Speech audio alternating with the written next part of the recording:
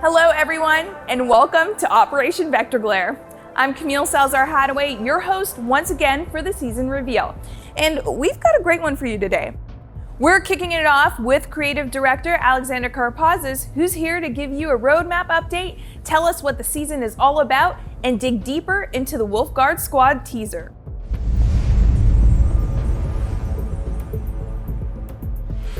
Back at the SI, we mentioned that we'll be revisiting our roadmap for the year every single season. We're immensely proud of everything that we're delivering this season. However, we do have a delay in season 3. We released Emerald Plains, and we're really happy with the reception that that map has received. That means that we want to build on that momentum and be more ambitious for our next map. So Singapore will move from season 3 to season 4, where we can give it more time and more love to be a bigger, bolder new map than you've ever seen before in Siege. So the vision of the season for Operation Vector Glare is a big one for us. We're introducing a new operator, Sense, and they're coming with a new weapon to the game as well as an amazing ability. We're also introducing a new team deathmatch map. This is a new space where players can jump in and warm up. On top of all of this too, we're introducing the shooting range, where you can jump in, test recoil, test your weapon loadout, and have a lot of fun. We talked about squads in Rainbow Six Siege, both as a narrative tool for us to tell new stories about our operators in the field, and as a way of explaining the kind of segmentation that Rainbow Six is experiencing right now, with Nighthaven leaving, Rainbow Six proper, and Harry splitting up all of the operators into each individual squads. We're introducing Wolfguard this season with our new operator Sense. And you saw a bit of a teaser just the other day about this new squad. This is led by the captain Duck, and Sense is joining the squad as well as a couple of other operators from the game. This is important for us because now we can tell stories about these operators in the field, and you'll see more of that at the start of the season. This doesn't affect gameplay, but it's a new way for us to tell the stories of these operators, how they work together, and how they struggle against real-life missions. You'll be experiencing more of their story at the start of Season 2 Vector Glare. Now, let's get a sneak peek of some Vector Glare gameplay, courtesy of Chris Waters and the Ubisoft News team. There's a lot of power in lines of sight in Rainbow Six Siege, but what if you were watching an angle and all of a sudden you saw this? Would you shoot it? Melee it? Approach it slowly and try to walk through it? Oh, don't do it! No, don't worry about it. It can't hurt you. It's a wall made of light, created by the ROU projector system, and you have Sens to thank for it. Sens is the new attacker, arriving with Operation Vector Glare. And they're also bringing a new weapon with them, the high-capacity POF-9 assault rifle. Take it for a spin on the new shooting range and see how you like it. Then put it through its paces on the new Team Deathmatch map, Close Quarter. The dev team's got the details on all these things, as well as more to share on giving some operators a third secondary weapon option, implementing the first phase of the reputation system, and your chance to score some free operators. All this and more is coming with Operation Vector Glare. Let's get to it. Sense is set to join the attackers, and their unique gadget is suited for all kinds of situations. Game designer Mathieu Lacombe is going to tell you more about it, but first, let's discover a bit more about how Sense was developed with concept artist Sunshine Kim and director of gameplay design Jeremy Cavan.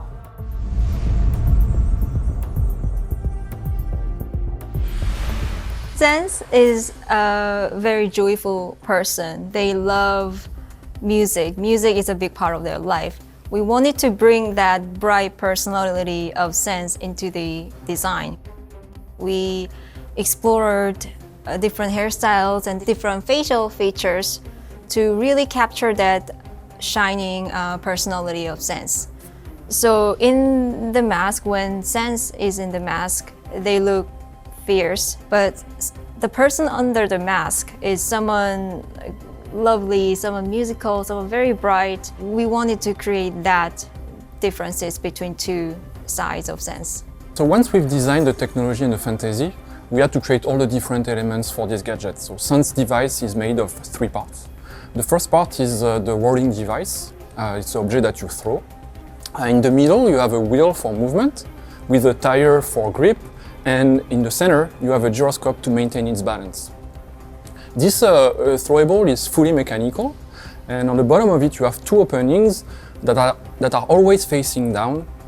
And from these openings, you have the second part of this gadget that is ejected, which are the little electronic pellets, and they can create these super efficient beams of light for a short amount of time before it's running out of battery. We know that there are these super powerful devices that can create strong beam of light and that are used, for example, on stage during concert. Of course, ours need to be way more powerful, but we like the idea, so we decided to create our gadget around this.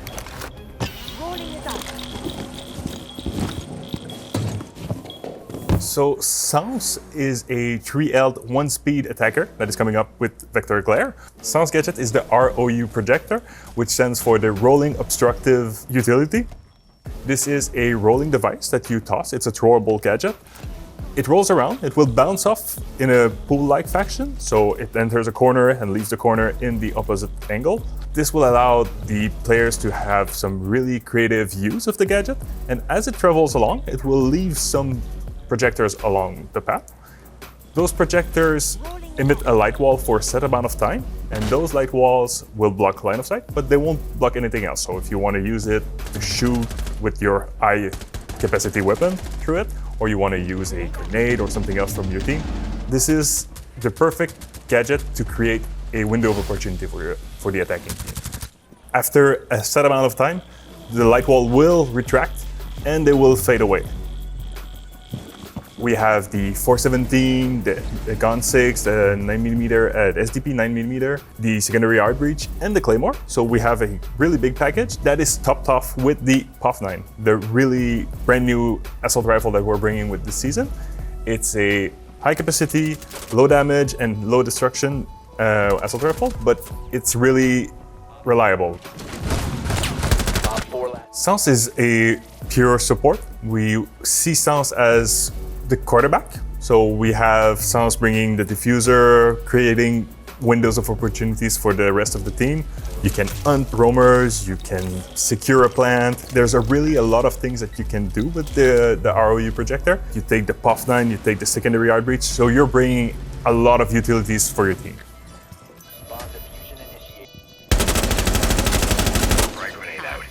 As much as the ROU is a very flexible tool for the attackers, we have some ways for the defenders to counter this gadget. You have multiple ways, either active or passively. Jaeger will interact only with the wheel part of the ROU. So if you have your wheel rolling in, leaving 3 projectors, and it gets into the range of a Jaeger, it will get zapped, but it will leave the 3 projectors that are already there. Wamai can also counter the ROU. The magnet will catch the wheel. It will stop the wheel from doing its thing. It will then release it with a new direction, and a lot of chaos will happen from there. The interaction between Aruni and Saion's gadget is really both ways. We have the small gap at the bottom of the Aruni gate that you can slip the Saion's right underneath it. But if Saion's tosses it in the middle of it, well, it will get destroyed. When we talk about some passive counters to Saion's, we have Mute. The jammers are there, they're doing their stuff. It will not stop the wheel, but it will stop any projectors from creating their lights. So you can see something happen like 2 walls, no panels, 2 walls. So it really creates some interesting angles and interesting gaps. We have Warden that can use the glass and see through the light walls. So this creates a reverse situation where Saion's is in danger while Warden is really like on the hunt. Last stop standing. The bulletproof camera is really a interesting gadget to counter Saion's. It comes in 2 parts. We have the first part where an active player can see through the wall with the vision like we would have with the smoke. But you can also use the EMP dart to disable the projectors on the floor. So one way to create a hole in the wall and have an opportunity is to use explosive devices. The projectors themselves are bulletproof, but they can be destroyed by explosives. So it's really an organic way to create an opening in the wall. Similar to the bulletproof camera, the evil eyes will be able to see through the light wall. You can use the laser to destroy anything that could be on the other side. So it's really a passive and inactive counter to sounds. A barbed wire deployed in a doorway will slow down the wheel, so this will make sure that the gadget doesn't go as far as planned. Sounds is a very versatile operator, so you have all of those possibilities, those opportunities to use your gadget and create some windows of opportunities, create some awesome play. It's really an operator that is made for you, so I can't wait to see the creative plays that you come up with. Come here! I dare you! Diffuser is online and active.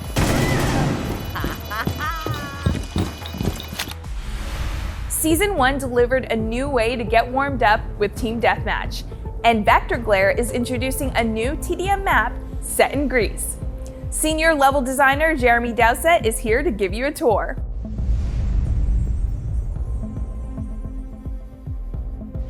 It's a brand new map that's designed just for TDM and not for Plant Bomb. So you're gonna have a different feel, looser angles for sure, a much faster, chaotic gameplay, and you're definitely not gonna have the defensive setups. It's designed so you're not gonna be safe.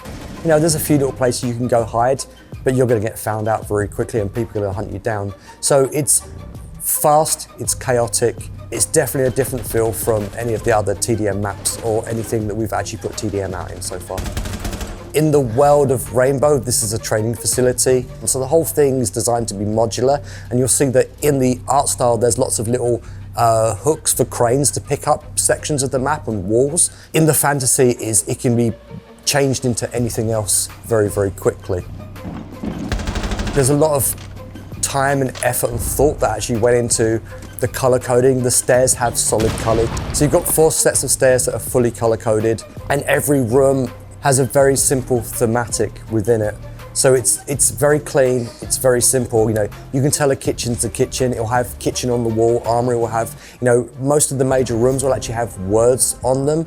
So when you go through and you're spawning and you're running around, you can orientate yourself very quickly to know which way you're going. And with the main path, or the main paths, the circular path and the path up the center, it's always easy to get from the ground floor to the top floor, so it's super easy to navigate. You're always very close to a set of steps. There's a lot of destruction. There's see-through floors. You can actually see from the first floor through. You know, breakable floors. Everyone's got impact grenades. And as the walls break, then you have more angles and more lines of sight. And it was hard to kind of break my usual workflow to actually go, actually no, this line of sight is fine. Rather than trying to constrain it like we do in a competitive map, just being a little bit more free with the angles is actually quite rewarding and quite different. It's a lot of fun. It's chaos, but it's a lot of fun. The rounds are definitely gonna be much faster because it's much cleaner, but when it comes to warming up your mechanical skills and your aim for going in and playing ranked, this is probably the best map for doing that. It's so fast-paced, it's chaotic. 2-3 rounds of this map, you're gonna be warmed up and ready for rank, that's for sure. During the Year 7 reveal panel in February, Emmanuel Larive from the Player Behavior Cell laid out some important measures in our fight against toxicity. He's here to discuss what we're doing now and what's next.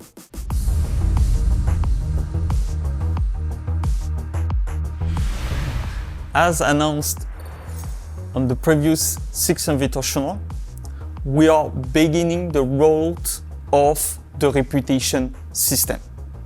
During Season 2, we will be deploying part of the reputation system toward the reverse-friendly fire. The goal of the reputation penalties towards reverse-friendly fire is to catch the recidivist and the top offender that are abusing the friendly fire to be malicious to other players. The goal of it is not to catch people that are doing mistake. It's having a match without those top offenders abusing the friendly fire in order to be malicious. Overall, all of these phases, the goal of it will be to make Siege a better place where everyone can meet and cheer together. Privacy mode right now is restricted to some of our content creators. It will go out during Season 2 in a public way. The soft launch helped us to improve the whole set of options that will be available for you. We learned a lot. It was key for our strategy to provide something that is good and have the quality that we expect in order to protect your true identity while playing. The whole set of privacy options will not negate our anti-cheat capacities. We will still be aware of the true identity of the players that are using it. Match cancellation is a great addition to Rainbow Six Siege. It helps to avoid unranked, unbalanced matches. Since the beginning, we did several updates based on the community feedback to improve match cancellation. With Season 2 release, we will be coming with another update that will bring more control for our players about the whole process of a match cancellation. Later down the road, we will continue to improve it. The goal of this update is to give more visibility to everyone so they have a better control of the match cancellation process, but also of the context of it. And of course, we will also reduce any abuses related to this initiative, and we will continue to monitor it and improve it. We're always looking at ways to help you improve at Siege. And this season, you will get your hands on the shooting range that you can use to practice your skills and test weapon recoil, as well as in-game operator guides that will allow players to expand their knowledge. Here's Assistant Game Director Christopher Budgeon with all the details.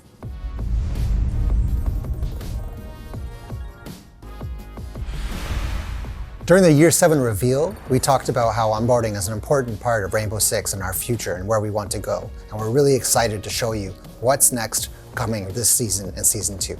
The shooting range is a great tool to learn the specifics and characteristics of each weapon, the different attachments, and the different situations that they perform best in. But also, it's a great tool for testing our patch notes. When you read something within our patch notes, you can jump into the shooting range and learn the changes that have been taking place within those weapons. So if we had made any changes to the damage dealt by that weapon or the recoil spray patterns, now you'll have a place to have a static test that you'll be able to perform after each patch or each update. The goal of the shooting range is ultimately to give players a tool where they can learn about the weapons found within Rainbow Six Siege. Every operator is available within the shooting range, whether you own them or not. It's a great way of testing out the different weapons and loadouts of each operator, find the best loadout for you, and ultimately save the loadout so that you can perform at your best. So the shooting range is actually built to have multiple more lanes than you'll find in Season 2. So we have big plans for the shooting range. Also, we want to optimize the shooting range. So over time, we might change or add the ways that the different lanes work based on the feedback. We're really looking to hear how you feel about the shooting range. What do you want to see added? Please let us know. Operator Guide is a new feature which you'll be able to access from the Operator album or within a match, which allows you to get important information about how to use the operator of your choice. For example, you can learn about the primary gadget of the operator and be shown little clips which illustrate exactly how to use their gadget. Additionally, you can learn about the different secondary gadgets that operator can equip, as well as whether it's attack or defend, the different actions which are available to you, such as reinforcements or putting up barricades, or if you're an attacker, repelling and droning. These are really key elements that all players should be able to know, and now they'll have that information right at their fingertips. It's hard to sometimes understand everything an operator can do by just a simple line of text. Now we've changed that completely. You get visual examples about how to use that gadget and how ultimately you can contribute to your team. The operator guide is ultimately geared towards new players, but it's a great asset to returning players as well. We see a lot of value for keeping this up to date and making sure that it has the most latest information, whether it's changes that are coming in patches or new operators that are added to the game. But in Season 2, you're going to see very clearly the basics of each operator and how to use their gadgets. 2 gameplay updates coming in Vector Glare are aimed at giving players more flexibility. One has to do with secondary weapons, the other concerns visual effects. Back to talk us through these changes is game designer Matthew Lacombe.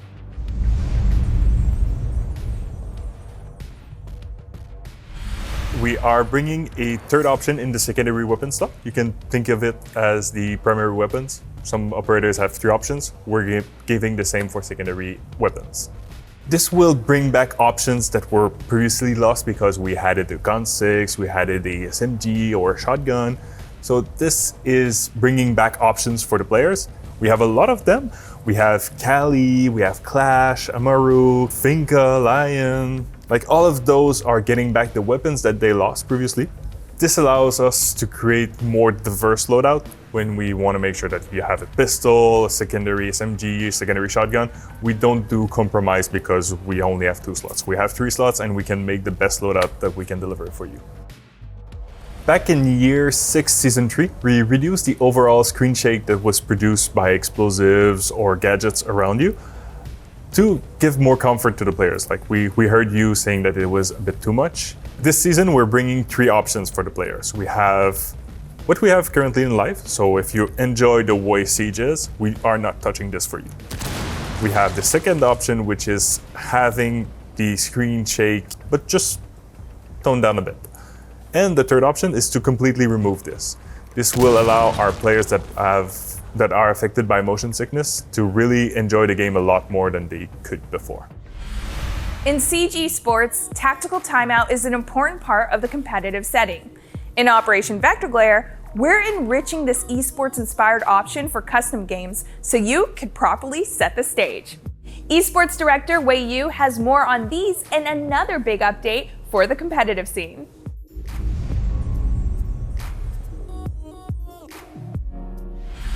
For those that don't know, we currently have an operator quarantine time for our esports competition. That means when a new operator is released into the game, it takes up to 3 months before they're integrated into the top level of play in our esports programs. So the removal of the operator quarantine time is a huge change for our esports competition. I think it has been over 3 years that this has been in place, and we're now removing it because it really is a testament to our balancing teams, our game designer teams. We feel that our operators are now ready from the start to be integrated in the highest level of competition. For the professional players, it means they have to adapt faster to the new meta. The new operators are being released into the competition as soon as they are on the live servers, which gives our pro players less time to adapt, but it also means at the same time that the teams that are quicker to adapt have a competitive advantage. On the other side, we have, of course, our players and viewers. For them, it means that as soon as the operators are being released, they are played at the highest level, and you can see the full potential of said operators being played in our leagues across the world. So the tactical timeout feature is designed for custom games, first of all. It allows players to pause the game for a short amount of time to rediscuss tactics and to realign their approach. It also helps them to potentially take out the wind from the sails of their opponents. In the new scenario or in the new feature, players can directly do this from the menu of the game, but it can also be triggered by the observer or the coach. So the tactical timeout feature is a quality of life change for our esports players, as they will be able to trigger this timeout the same way, no matter if they're playing online or offline. It also means it's easier for the viewers to follow, as it's a unified approach for both LAN and online tournaments. Playing with friends is a lot of fun, and there has never been a better time to bring them to Siege than now. Christopher Budgeon is back to let you know about a new program that rewards both you and your friends.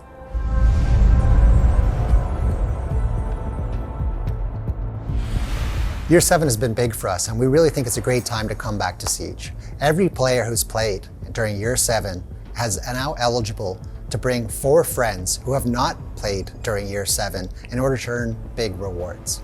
For every friend that you bring back and play 5 matches with, you'll be getting a new Year 6 operator and a pack that you'll be able to open, as well as some fallback rewards if you already have those operators. Additionally, there's new 3D animated skins that will be delivered to the players as well. A great way to do this: invite 4 friends, get a 5 stack going, and you can play any game mode to play 5 matches in order to get those rewards. It doesn't matter which mode you play, whether that be TDM, ranked, quick match, or event. For each one of those friends, play 5 matches to unlock the rewards. Both the person who's been invited will earn a reward, as well as the referring player. For players who are coming back to Siege, having not played in Year 7, they get to be given a Year 4 or Year 5 operator into their roster. And of course, there's backup rewards if you have all of those operators. Additionally, after coming back and played the 5 matches with the player who brought you back, you'll now be eligible to invite 4 other friends and earn the referring rewards as well. Before we wrap things up, as usual, you can experience Operation Vector Glare on our season test servers starting on May 24th. But wait, there's more. If you like playing as Echo, Obana, or if you're a fan of the Yakuza games, here's an exclusive bundle for you. Enjoy.